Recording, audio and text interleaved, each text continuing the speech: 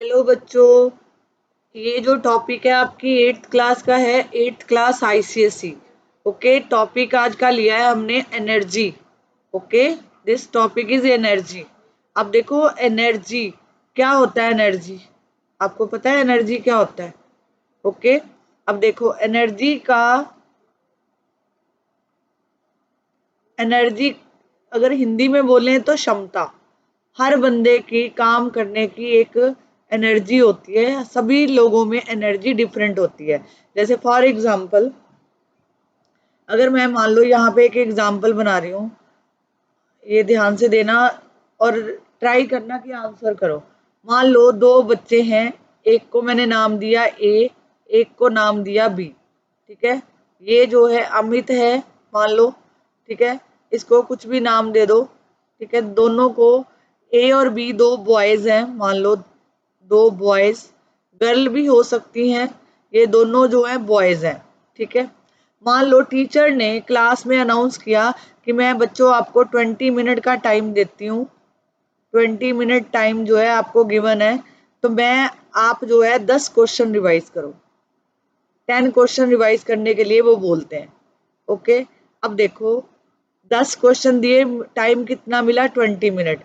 अब हर बच्चे की एबिलिटी, कैपेबिलिटी अलग अलग होती है, सभी बच्चों में एनर्जी अलग अलग होती है। तो मान लो कि ये जो आपकी टीचर ने आपको 10 क्वेश्चन दिए, 10 क्वेश्चन दिए, तो ए ने उसको कर लिया 20 मिनट में, लेकिन इस बच्चे ने, बी वाले बच्चे ने इसको, इसमें जो है सिर्फ 10 मिनट में 3 क्वेश्चन किए। ओके, 3 क्वेश्चन किए, ओनली 3, मतलब सॉरी, इसमें जो है 20 वाले ने तो पूरे कर लिए, लेकिन बी ने जो है क्वेश्चन किए ओनली 3 क्वेश्चन। अब देखो इससे क्या पता चलता है आपको? जो मैं चीज लिख रही हूँ आपको इससे क्या पता चलता है? मैंने बोला कि ए दो क्लास में दो स्टूडेंट को मैम ने एक काम दिया कि आपको 20 मिनट दे रही हूँ, टाइम दोनों को सेम दे रहे हैं। आपको बोला जाता है कि मैं आपको 10 क्वेश्चन देती हूँ, आप इसको सॉल्व करो। एक बच्चा जो है वो 20 मिनट में कर रहा है और एक बच्चे से सिर्फ 20 मिनट में 3 क्वेश्चन हुए। तो कहने का मतलब है कि इसकी जो लर्निंग एबिलिटी लर्निंग एबिलिटी 20 की लर्निंग एबिलिटी से काफ़ी ज़्यादा है। मतलब इसके लर्न करने की क्षमता मतलब काफ़ी है। ठीक है, बी के ये बी जो है कम लर्न कर पाया है, लेकिन जो ए है वो ज़्यादा कर पाया। कारण मतलब एनर्जी का डिफरेंस है, दोनों की एनर्जी का डिफरेंस है। अब देखो मैं कुछ टॉपिक आपको जो है आपकी बुक पे लेके जाती हूँ। अब आप इसमें पढ़ेंगे क्या क्या वो देखेंगे। इसमें जो कंसेप्ट आपको करने हैं, सबसे पहले है कंसेप्ट ऑफ वर्क। वर्क के बारे में पढ़ेंगे कि वर्क क्या होता है। उसके बाद पढ़ेंगे इसके यूनिट के बारे में, इसको कैसे कैलकुलेट किया जाता है। अब देखो सबसे पहले मैं इन्हीं टॉपिक को कवर करूंगी, फिर आगे वाले टॉपिक नेक्स्ट क्लास में करेंगे। सबसे पहले देखो यहाँ पे, जैसे हमने टॉपिक लिया वर्क। ठीक है, वर्क, ये देखो यहाँ पे लिख रही हूँ वर्क। वर्क होता है काम करना। ठीक है, मान लो एक स्टूडेंट है, वो सारा दिन जो है कुछ ना कुछ काम कर रहा है। मान लो वो सारा दिन मान लो वर्कशीट ही बना रहा है, फॉर एग्जाम्पल वो वर्कशीट ही बना रहा है। वर्कशीट का क्या मतलब है? वो बाद में बोलता है आधे आधे घंटे बाद या 1 घंटे बाद, हाफ एन आवर के बाद या 1 आवर के बाद ये बोलता है कि मैं थक गया, मैं थक गया, अब नहीं मेरे से कुछ होता। तो कहने का मतलब है कि ये जो है उसने अपनी तरफ से तो वर्क किया, लेकिन फिजिक्स जो फिजिक्स है वो इस डेफिनेशन को नहीं मानता। ठीक है, उसके हिसाब से, फिजिक्स के हिसाब से बॉय ने कोई भी काम नहीं किया। No work is done. उसने कोई भी काम नहीं किया, बच्चे ने कोई भी काम नहीं किया, चाहे उसने पढ़ा है, चाहे हाफ आवर पढ़ा है, चाहे वो 1 आवर पढ़ा है, लेकिन फिजिक्स के हिसाब से उस बच्चे ने कोई भी काम नहीं किया। अब देखो पहले आपकी बुक के साथ साथ रीडिंग कराती हूँ, फिर मैं आपको इसके बारे में और बताऊंगी। सबसे पहले है कि हम अपनी डेली लाइफ के अंदर बहुत सारे काम करते हैं। और we do work when we play, जैसे हम खेलते हैं, स्कूल जाते हैं, ठीक है, सीढ़ियाँ चढ़ते हैं, जब साइकिल के लिए पैडल मारते हैं और जो है चीज़ों को उठाते हैं, तो इसमें हम कहते हैं कि हमने काम किया, ओके, वर्क किया। लेकिन कॉमन लैंग्वेज में अगर हम बोलें तो we use the word work much casually. For example, if you push a wall, मान लो आपने दीवार को, ये मान लो कोई दीवार है, यहाँ पे आपके बुक में एग्जाम्पल भी है, ये देखो, ये जो बॉय है, ये बॉय है, ये जो है दीवार को पुश कर रहा है, क्या कर रहा है, पुश कर रहा है। लेकिन आप खुद सोचो, ये दीवार जो है मूव करेगी? इसका आंसर होगा नो, ये दीवार जो है मूव नहीं करेगी। मूव नहीं करने का मतलब है कि अगर वो मूव नहीं कर रही दीवार है, इसका मतलब है नो वर्क डन, हम इसको वर्क डन नहीं मानेंगे, ठीक है। अब ये देखो, यहाँ पे ये लड़की जो है पढ़ रही है, ये सबसे पहले मैंने एग्जांपल दिया था, ये लड़की पढ़ रही है, इसके हिसाब से इसने जो है काम किया, क्योंकि इसने अपना लेसन रिवाइज किया। लेकिन फिजिक्स इस डेफिनेशन को नहीं मानता। फिजिक्स के हिसाब से no work is done, no work is done, उसने कोई भी काम नहीं किया, ठीक है। ये देखो आगे आ गया, physics, the physics, in physics, the word work has a special meaning. Work is said to be done only when body change its position or move on applying a force. मतलब वर्क के हिसाब से वो कह रहे हैं कि उसमें है कि जो भी बॉडी है उसको अपनी पोजीशन चेंज करनी पड़ेगी जब आप उसके ऊपर फोर्स लगाते हो। जैसे फॉर एग्जांपल, एक कार है, कार जो है सड़क पे रुक जाती है, ठीक है, आप इस कार को धक्का लगा रहे हो, मान लो आप अकेले ही हो फॉर एग्जांपल, ठीक है, मतलब एक ही वन पर्सन इसको धक्का मार रहा है, ओके, तो ये कार जो है मूव नहीं करी, नॉट मूव। लेकिन अगर इसके ऊपर, क्योंकि ये जो है सिर्फ फोर्स किसकी लग रही है, एक पर्सन की, फोर्स किसकी है, वन पर्सन की, ठीक है। अगर मैं 3 पर्सन ले आऊं, ठीक है, वो इस कार को मूव मतलब फोर्स लगा रहे हैं, तो ये कार जो है अपनी पोजीशन चेंज कर देगी, ये कार यहां से बी पोजीशन पे आ जाएगी, ओके, बी पोजीशन पे, ठीक है। इसको ध्यान से समझना मैं क्या कहना चाह रही हूँ। अब देखो, हमने 3 पर्सन, मतलब मान लो इसकी जो फोर्स थी, इस बंदे की फोर्स थी 10 न्यूटन, मान लो फॉर एग्जाम्पल, मान लो मैंने 3 पर्सन लेके आई तो फोर्स बन गई 30 न्यूटन, 3 टाइम होगी, फोर्स जो है 3 टाइम कर दी हमने, तो ये कार ने मूव कर दिया, मूव एक पोजीशन से वो आ गई बी पोजीशन पे। तो कहने का मतलब है, एक तो इससे ये पता चला कि उसने वर्क किया। वर्क क्यों किया, वर्क किया, ये work is done, work is done, क्यों किया, ये देखो फोर्स हमने यहाँ पे लगाई, कार के ऊपर हम लगा रहे हैं फोर्स, ठीक है, और उसका जो है उसने कार ने मूव किया एक पोजीशन से दूसरे पोजीशन में। तो मतलब फिजिक्स में डेफिनेशन होती है कि अगर आप किसी भी बॉडी के ऊपर फोर्स लगाते हो तो उसका जो है मूव करना कंपल्सरी होता है। ये 2 कंडीशन है, एक तो इसकी 2 कंडीशंस हैं, 2 कंडीशंस क्या वर्क होने की। फर्स्ट कंडीशन है condition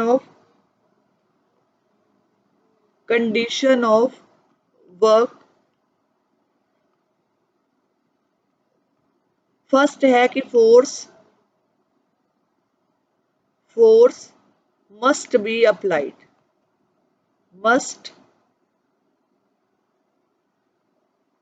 force must be applied, force must be applied होना चाहिए। और सेकंड है कि मूव द ऑब्जेक्ट को मूव करना चाहिए, ओके। जैसे मान लो ये बॉल है आपके पास, ठीक है, फुटबॉल है, यहाँ पे मान लो आपके पास ये कोई बॉल है, आपने इसको किक मारी, आपने क्या मारी, किक मारी, मतलब आपने फोर्स लगाई, ये बॉल जो है यहाँ पे पड़ी थी ए पोजीशन पे, जब आपने इसके ऊपर फोर्स लगाई तो ये बॉल जो है रोल डाउन करके ये बी सॉरी बी पोजीशन पे पहुंच गई। तो कहने का मतलब है कि यहाँ पे देखो 2 कंडीशन बन रही है, मतलब इस बॉल ने डिस्टेंस कवर किया, ये बॉल ने डिस्टेंस कवर किया, तो मतलब वर्क डन जो है, ठीक है, वर्क डन जो है, एक तो देखो दो कंडीशन सेटिस्फाई कर रहा है कि मूव होना चाहिए, मतलब डिस्टेंस कवर करना चाहिए, distance must be covered, must be covered, distance covered होना चाहिए, तब वर्क डन। अब यहाँ पे आपने फोर्स लगाई थी तो फोर्स भी आपको मिल गई, और यहाँ पे डिस्टेंस भी कवर हो गया, तो कहने का मतलब है आपने वर्क की, फिजिक्स के हिसाब से आपने वर्क की डेफिनेशन को प्रूव किया है, तो इसका मतलब है ये फोर्स इनटू डिस्टेंस, तो W equal to force into distance. Okay, this is work done. मतलब फिजिक्स ये कहता है कि अगर किसी भी बंदे ने कोई काम किया है तो एक तो उसके ऊपर फोर्स जरूरी लगेगी, और दूसरा है वो उस फोर्स की वजह से वो बॉडी जो है मूव करेगी वन पोजीशन टू अनदर। अब आपकी बुक पे चलते हैं, खुद देखो। Work is done if the force applied on a body, आपने किसी फोर्स को अप्लाइड किया बॉडी के ऊपर, उसने मूव किया। If no motion take place, अगर तो वो बॉडी मूव नहीं करती, मान लो यहाँ पे ट्रक खड़ा है, ठीक है, ट्रक रुक जाता है, मान लो ये ट्रक है, या ट्रक या बस कह सकते हो, ठीक है, बस। आपने यहाँ पे, क्योंकि ट्रक बहुत बड़ा होता है, बस भी बड़ी होती है, सिर्फ दो पर्सन इसको धक्का मारते हैं, तो ये मान लो ट्रक जो है मूव नहीं करता, ठीक है, not move, truck not move, तो कहने का मतलब कि आपका वर्क डन जीरो है, यहाँ पे आपका वर्क डन जो है जीरो है।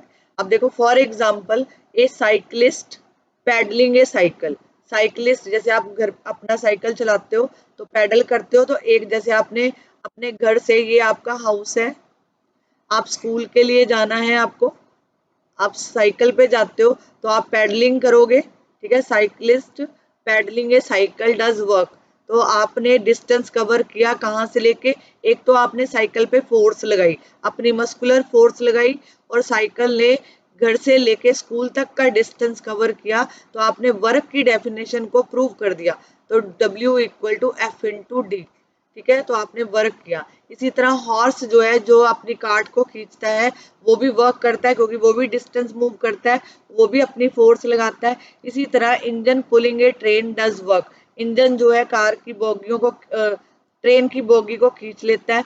Pulley lift a box does work, a boy going upstair, मतलब आप नीचे से ग्राउंड लेवल से फर्स्ट फ्लोर पे जा रहे हो, तो आपने डिस्टेंस कवर किया और आपकी फोर्स लगी, ओके, तो आपने वर्क जो है काम किया, ठीक है। आई होप सो कि आपको इतना समझ आ गया होगा।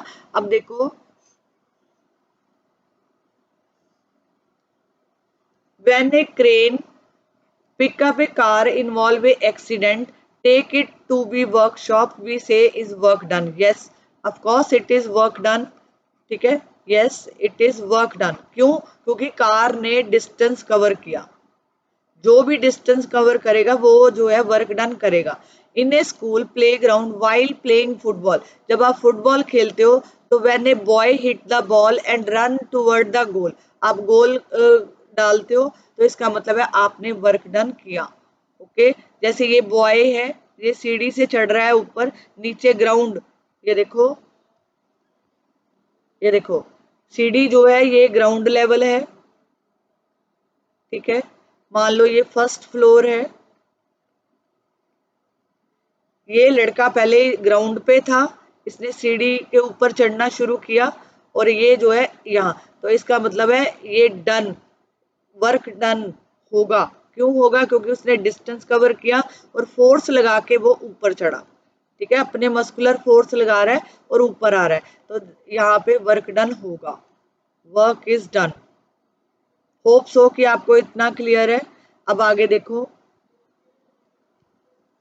ये देखो, work is also done by force if force applied on a body change its shape, मतलब कहने का कि वर्क तब भी माना जाता है जब आप किसी के ऊपर फोर्स लगाते हो तो उसका साइज और शेप चेंज कर देते हो, तब भी वर्क माना जाता है। जैसे फॉर एग्जाम्पल, अगर आपकी बुक में भी दे रखा है, ध्यान से देखना, a boy squeeze toothpaste tube और गम ट्यूब और ए रबड़ बॉल, ठीक है, he does work in changing the shape, तो आपने उसकी शेप, जैसे ये बॉल है, आपने हाथों की फोर्स से, मस्कुलर फोर्स से इस बॉल की शेप चेंज कर दी। ठीक है, ये बॉल जो है राउंड थी, आपने इसकी शेप चेंज कर दी, दिस इज वर्क डन। ठीक है, अब है साइज। ये देखो साइज, अगर आप साइज चेंज करते हो, मान लो आपके पास एक स्प्रिंग है, स्प्रिंग है जो जैसे आपके फादर, जहाँ आपका बड़ा भाई जिम जाता है, तो वहां पे एक होता है चेस्ट एक्सपेंडर। चेस्ट एक्सपेंडर जो जिम जाते हैं उनको ज्यादा पता है। एक्सपेंडर होता है, वो एक तरह का स्प्रिंग होता है, वो उसको स्प्रिंग को खींचते हैं तो उसका साइज बढ़ जाता है, और जैसे उसको छोड़ते हैं उसका साइज जो है छोटा हो जाता है। तो कहने का मतलब है साइज, अगर मान लो ये कोई ऐसा स्प्रिंग है इतना, जब आपने उसको खींचा तो वो ऐसे हो गया, यहाँ तक उसकी हो गया, यहाँ तक उसकी पोजीशन होगी, और जैसे ही आपने छोड़ा वापस ये अपनी ओरिजिनल पोजीशन पे आ जाता है। तो मतलब साइज चेंज होना, इंक्रीज होना, this is also work done. Okay, आगे है, अब देखो वो कंडीशन बता रहे हैं जिसमें वर्क डन नहीं होगा। A person does not work if there no change in position और नो मोशन, मतलब वो पोजीशन जिसमें उसने काम नहीं किया। जैसे मान लो ये है, ए पर्सन पुशिंग अगेंस्ट, ये देखो यहाँ पे मान लो ये बड़ा सा बिग पत्थर है, बिग स्टोन है, ठीक है, ये लड़का जो है फोर्स लगा रहा है, ठीक है, लेकिन ये पत्थर जो है यहाँ से नहीं हिल रहा। इसका मतलब है कि इसने अपनी कोई भी पोजीशन चेंज नहीं की, इस पत्थर ने अपनी पोजीशन चेंज नहीं की, मतलब स्टोन जो है does not move, so that's why it is no work done. Okay, no work done. क्यों? वर्क डन की कंडीशन है कि W equal to force into distance. अगर किसी बॉडी के ऊपर जो वर्क हुआ है, तो कहने का मतलब उस पर एक तो फोर्स लगनी चाहिए, फोर्स तो लग रही है, फोर्स लग रही है, बट इस पत्थर के मुकाबले ये फोर्स कम है। ठीक है, और डिस्टेंस भी इस पत्थर ने मूव नहीं, डिस्टेंस कवर नहीं किया, इसका मतलब वर्क इज नॉट डन। अब देखो ये सेकंड एग्जांपल है, यहाँ पे ये वाला सेकंड एग्जांपल है, कोई पर्सन है वो दीवार को धक्का दे रहा है, तो नो वर्क, क्योंकि दीवार भी अपनी जगह से मूव नहीं करती, he is not able to move the wall. ठीक है, सिमिलरली ये एक कुली है, कुली ने अपने कुली के हिसाब से उसने अपना काम किया, लेकिन फिजिक्स इस डेफिनेशन को नहीं मानता। Heavy box on his head, ये बॉक्स उसने अपने सिर पे उठा रखा है, देयर इज नो मोशन, ये मोशन नहीं कर रहा है, ये मोशन कर रहा है, but the coolie does work when the rises heavy box in his head. तो कहने का मतलब है यहाँ पे ये जो कुली है with a box on his head does no work, तो मतलब नो वर्क, उसने कोई भी वर्क नहीं किया। अब आगे कंडीशन, आपको ये क्वेश्चन पूछा जाता है कि राइट टू कंडीशन कि वर्क मस्ट बी डन। तो first condition is force must be applied, force must act on the body, या फोर्स, इसको लिख सकते हो force must be applied, force must be applied. अब देखो आगे है second, the force must produce change in position, force जो है पोजीशन को चेंज करती है। वर्क डन तब भी माना जाता है, वर्क डन जो है कब माना जाएगा, जब आप उसका साइज चेंज कर देते हो,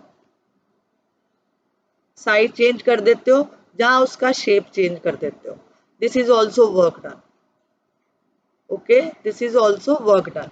तो अब ये तो दो कंडीशन होगी। अगर आपको क्वेश्चन आता है कि वर्क कब होगा, ठीक है, तो आप कहोगे कि दो चीजों के ऊपर वर्क होता है, एक तो फोर्स लगानी पड़ेगी, ठीक है, फोर्स लगाओगे, और सेकंड जो है किसी भी बॉडी को मूव करना पड़ेगा। अगर इन दोनों में से एक भी कंडीशन मिसिंग है, तो this is not work done, this is not work done.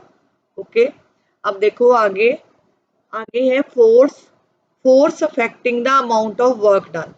It is found that amount of work done by force depend upon two factor, जो अभी हमने किया है, magnitude of the force applied, मतलब force जो है वो मैग्नीट्यूड का मतलब 5 न्यूटन, क्योंकि फोर्स जो है न्यूटन में मेजर होती है, तो फोर्स जो है जहाँ तो 5 न्यूटन होगी, जहाँ 10 न्यूटन हो सकती है, 20 न्यूटन हो सकती है, ठीक है, अलग अलग हो सकती है फोर्स। एक तो फोर्स लगाना जरूरी है, दूसरा है distance by body in A direction of force. मान लो ये जैसे कोई बॉडी है,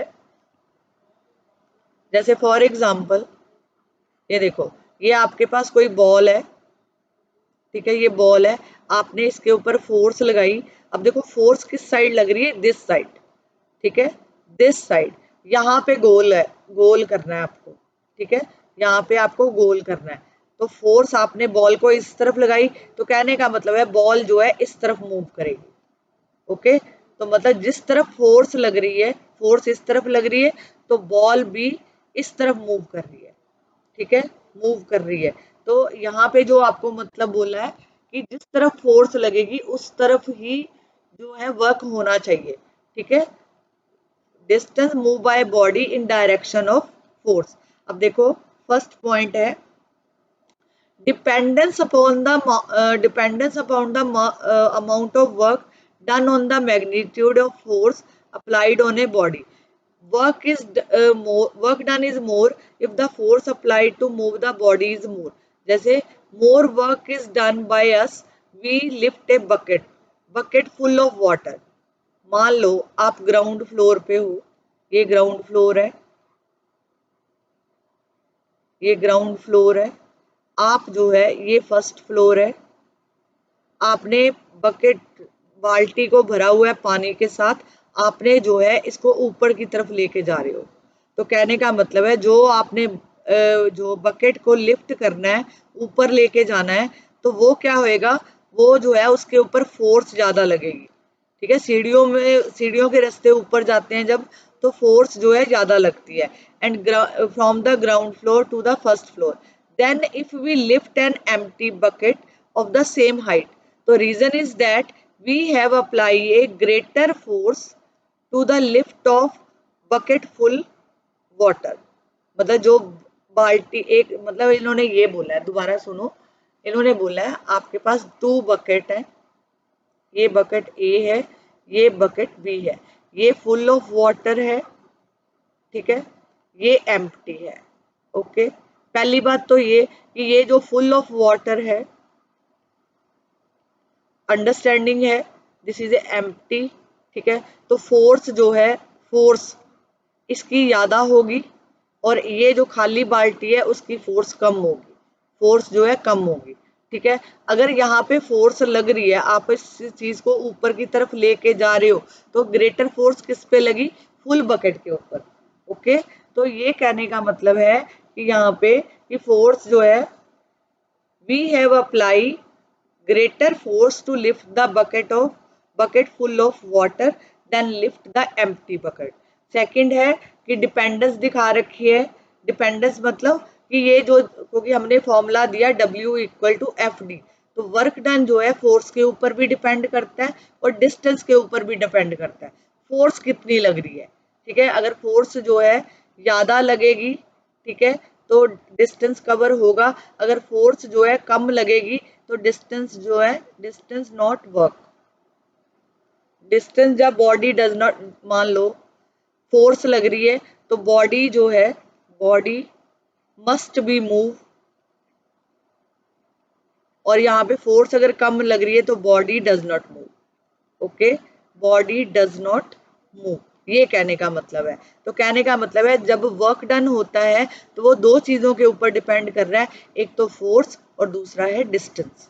अगर इन दोनों में से एक भी चीज, अगर मान लो फोर्स नहीं लगाते, आपने मान लो ये बॉल पड़ा है, एक मिनट, ये देखो, अगर मान लो यहाँ पे कोई बॉल पड़ा है, ठीक है, यहाँ पे गोल पोस्ट है, आपने इस बॉल के ऊपर फोर्स नहीं लगाई, नो फोर्स अप्लाइड,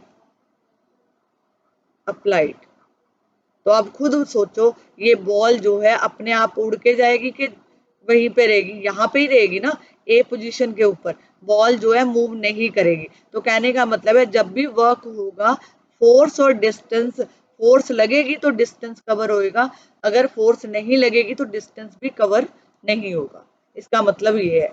अब देखो, work done is more, distance moved by body in the direction of force is more. More work is done by us.